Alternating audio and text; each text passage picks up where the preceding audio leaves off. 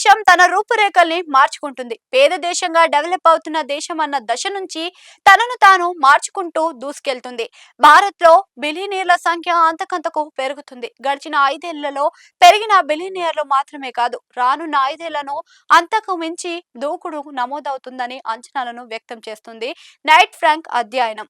భారత్ లోనే కాదు, ప్రపంచ వ్యాప్తంగా బిలియనీర్ల సంఖ్య అంతకంతకు పెరుగుతుంది. ప్రస్తుతం భారత్ లో 207 మంది బిలియనీర్లు ఉంటే 2031 నాటికి, అంటే మరో 5 ఏళ్లకు 51% పెరిగే అవకాశం ఉంది.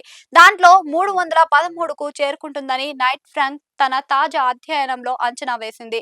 అంతేకాదు, అత్యంత ధనవంతులు అల్ట్రా హెచ్ఎన్ఐలు 19,877 ఉంటే 5 ఏళ్లలో వీరి సంఖ్య 25,217కు పెరుగుతుందని అంచనా వేసింది. ఇక్కడే ఒక డౌట్ రావచ్చు, ఇంతకు బిలియనీర్లు ఎలా లెక్కిస్తారు అని. బిలియనీర్ బిలియన్ డాలర్లు అంతకు మించిన సంపద ఉన్నవారిని బిలియనీర్లు చెబుతారు. అదే 30 మిలియన్ల డాలర్లు అంతకు మించిన ఆస్తులు ఉన్న వారిని అల్ట్రా హెచ్ఎన్ఐలుగా, సరళీకరణంగా తెలుగు వాడుక భాషల్లో చెప్పాలి అంటే అత్యంత ధనవంతులుగా వీరిని చెప్పవచ్చు. బిలియన్ డాలర్లు అంటే మన రూపాయల్లో 9,425 కోట్లు.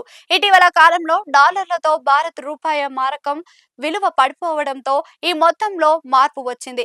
ఇక అత్యంత ధనవంతులుగా పేర్కొనే 30 మిలియన్ల డాలర్లను మన రూపాయల్లో చెబితే 282 కోట్లుగా చెబుతారు. మన దేశంలో అత్యంత ధనవంతులు భారీగా ఉండటం తెలిసిందే. నైట్ ఫ్రాంక్ తన 20వ ఎడిషన్ ద వెల్త్ రిపోర్ట్ 2026లో ఆసక్తికర అంశాలని వెల్లడించింది.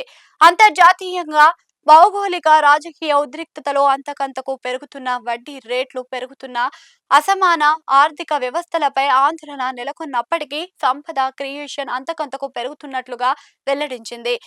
మన దేశానికి వస్తే టెక్నాలజీ, ఇండస్ట్రియల్, క్యాపిటల్ మార్కెట్ రంగాలలో అసాధారణ స్థాయిలో సంపాదన క్రియేట్ అవుతున్నట్లుగా వెల్లడించింది. దేశంలో అత్యంత సంపన్నులున్న మహానగరంగా ముంబై నిలిచింది. అత్యంత ధనవంతులు జనాభా పరంగా భారత్ ప్రపంచంలోనే మరో స్థానంలో నిలవటం గమనార్హం.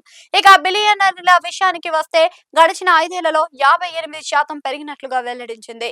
ప్రపంచంలో బిలియనీర్ల సంఖ్య ఎక్కువగా ఉన్న దేశాల్లో భారత్ 3వ స్థానంలో ఉన్నట్లుగా పేర్కొంది. అమెరికాలో 914 మంది ఉంటే చైనాలో 485 మంది ఉన్నారని, భారత్ 3వ స్థానంలో ఉన్నట్లుగా రిపోర్ట్ వెల్లడించింది. భారత్ తనను తాను మార్చుకుంటున్న విషయం రక్షణ, విదేశాంగ రంగంలోనే కాదు, సంపదలోనే ఉందన్న విషయాన్ని తాజా రిపోర్ట్ వెల్లడించింది.